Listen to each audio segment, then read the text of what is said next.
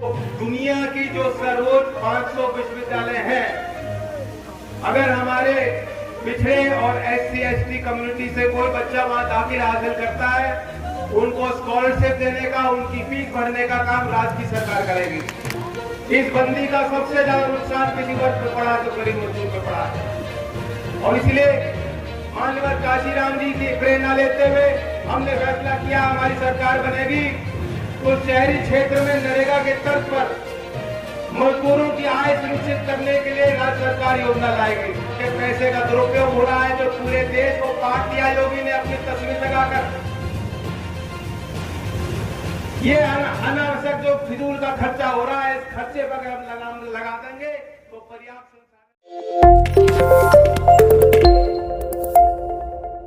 चार दशक आपने ज्योति अजीत सिंह जी का भरपूर सहयोग। ये जो चीनी मिल है, ये भी आपके आग्रह पर ज्योति अजीत सिंह जी ने ही इसकी पहल की और इसको लड़वाने के लिए अपना योगदान दिया।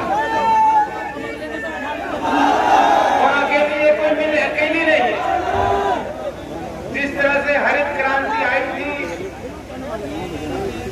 नए बीज के माध्यम से आपके फसलों में पैदावार में भारी उछाल आया।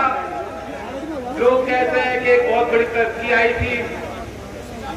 उसके बाद अगर कोई तरक्की हमने देखी तो वो तब देखी जब चीनी उद्योग को हमारे प्रदेश और देश में स्थापित करने के लिए ज्योति अजीत सिंह जी ने पहल की। और एक अंतर और है, आप दूसरे राज्य में अगर देखेंगे, वहां कोऑपरेटिव के नाम पर या निजी क्षेत्र में भी जो नेता है ना, सबकी अपनी अपनी मिलें हैं। लेकिन उत्तर प्रदेश में चौधरी साहब ने ये होने नहीं दिया। प्रतिस्पर्धा को बढ़ाने के लिए जो जेन्युइन प्राइवेट सेक्टर है, बुलाकर उनको प्रेरित किया, उनको लाइसेंस दिया और उनको ये कहा कि तुम इस क्षेत्र में मिल लगाओ।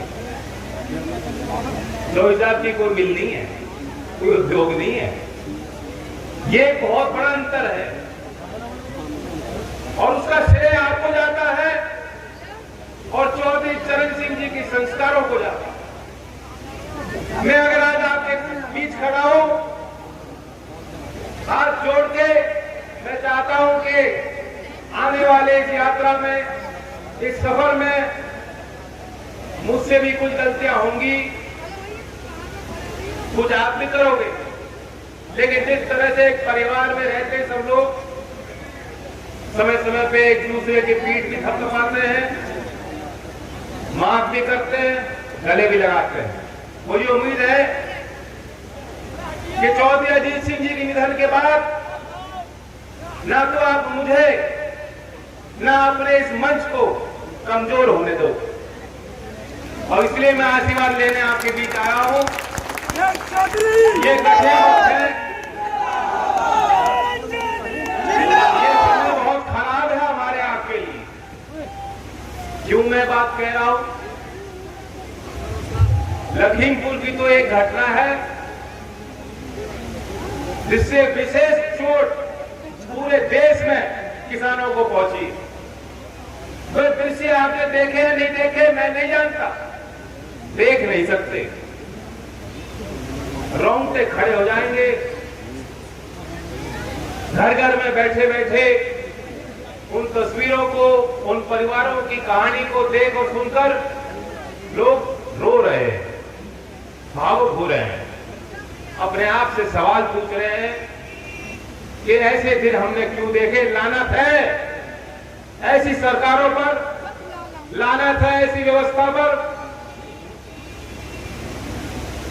शेम की बात है, शर्म की बात है कि अभी भी कुछ लोग वो अपने स्थान पर ज्यों के त्यों अड़े गए हैं। उनके अंदर इस तरह से नफरत भरी गई है, वो मानने को तैयार ही नहीं। अभी भी वो व्यक्ति की पूजा में लगे हुए हैं कि नहीं नहीं, वे तो किसान थे ही नहीं, कुछ ना कुछ गलत हुआ होगा। नहीं नहीं, मंत्री जी, अगर मोदी जी ने मंत्री बनाए हैं तो मंत्री खालिस्तानी लोग हैं, वो तो भेड़िए हैं। इस तरह की शब्दावली का प्रयोग करके भी अगर आज भी उनका खून नहीं उबल रहा, उनके अंदर खून है ही नहीं, ईमान बच नहीं रहा। ऐसे लोगों को तो छोड़ दीजिए, लेकिन दूसरे हमारे भाई इन्हीं कारणों से जो भारतीय जनता पार्टी में चले गए होंगे, बिना उनके गए तो सरकार बननी नहीं थी। मैं आपसे पूछता हूं, सारे तो विधायक, सारे तो जिला पंचायत सदस्य अध्यक्ष, सारे तो एमपी, इतने पद दे दिए, इतनी ताकत दे दी, पूर्ण बहुमत दे दी।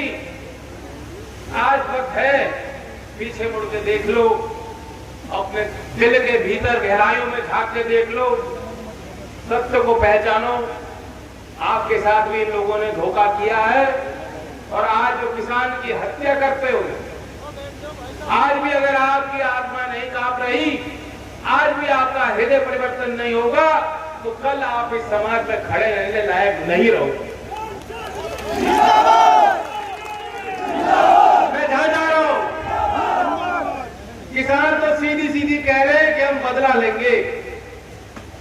मैं बदले की बात तो नहीं करूंगा, लेकिन न्याय होना चाहिए। कल अंतिम अरदास था, उन परिवारों के लिए बहुत दुखद पल थे, लेकिन एक अवसर था कि सब लोग एकत्रित हों, श्रद्धांजलि दें, हौसला दें उन परिवारों को। मैं भी वहां जाना चाहता था। मैंने नहीं सोचा था कि इस तरह से कोई रोक लगाई जाएगी। पहले सरकार ने पूरी ताकत लगा दी थी, मैं गया था, लेकिन वहां परिवार से मिल गया। मुझे उम्मीद नहीं थी कि कल भी रोकेंगे। कल बरेली एयरपोर्ट पे जब मैं पहुंचा, पुलिस तो छोड़ दीजिए, पीएसी लगा रखी थी। किसी के 13वीं में जाने से अगर कोई सरकार रोकती और टोकती हो, आप खुद सोच लीजिए, धर्म का बहुत बड़ा ठेका इन्होंने उठा रखा है। ये लोग किसी धर्म को मानते हैं? 13वीं में जाने से रोकेगी सरकार, लेकिन मेरा काम रुकने का नहीं है। हमारी नहीं, ये किसानों की फौज है, ये युवा हैं जिनके अंदर उबाल है, जिनके पेट की भूख है। ये अपनी जमीन तैयार करना चाहते हैं, अपनी सरकार बनाना चाहते हैं। ये तो किसी से रुके ही नहीं।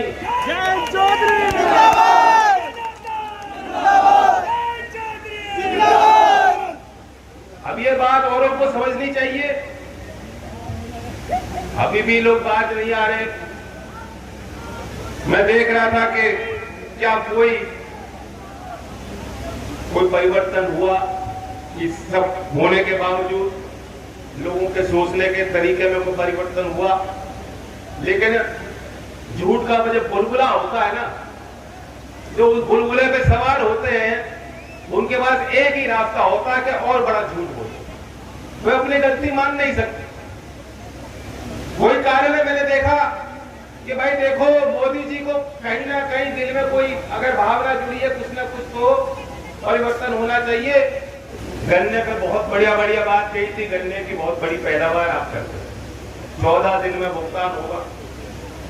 5 साल में आप खुद आकलन कर लो, आपकी लागत कितनी गुना बढ़ गई। डीजल का भाव रोज 30-35 पैसा बढ़ रहा है, घर के खर्चे बढ़ गए। बिजली पूरे देश में सबसे महंगी उत्तर प्रदेश में है, लेकिन गन्ने का भाव जब बढ़ाने की बात आई, हमने सोचा चुनावी वर्ष है, किसानों का आंदोलन चल रहा है, कुछ तो दबाव होगा बाबा जी पे, कुछ तो असर पड़ेगा। क्या दिया? क्या दिया?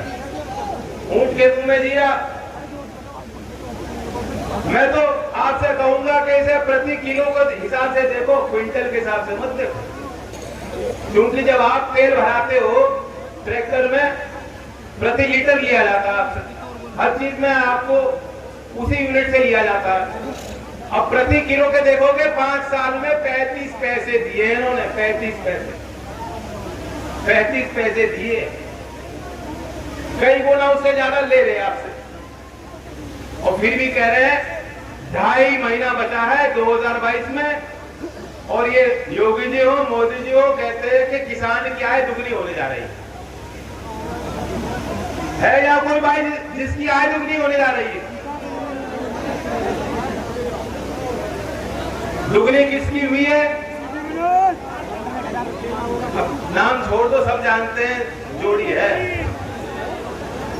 फोर्स एक अंतरराष्ट्रीय संस्था है, उन्होंने देश के सबसे 100 जो अमीर लोग हैं उनकी संपत्तियों का ब्यौरा दिया, और हमें जानकारी दी कि कोरोना काल में भी 50%, 100% का इजाफा उनकी संपत्तियों में हुआ, दुगनी संपत्ति उनकी हो गई। सबसे ज्यादा उछाल अदानी जी के संपत्ति में।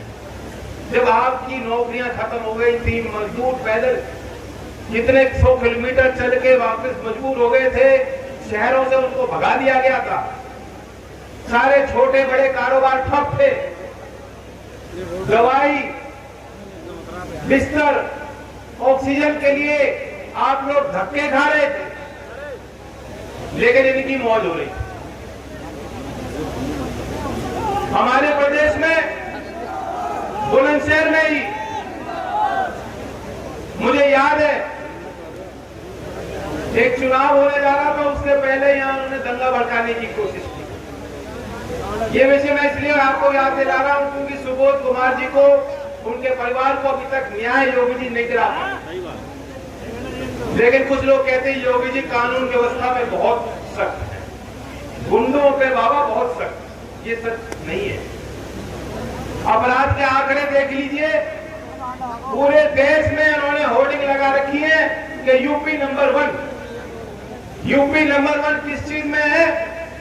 सबसे ज्यादा देश में हत्या के मुकदमे यूपी में दर्ज होते हैं, सबसे ज्यादा किडनैपिंग के मुकदमे कहीं दर्ज हो रहे हैं देश में, यूपी में हो रहे हैं।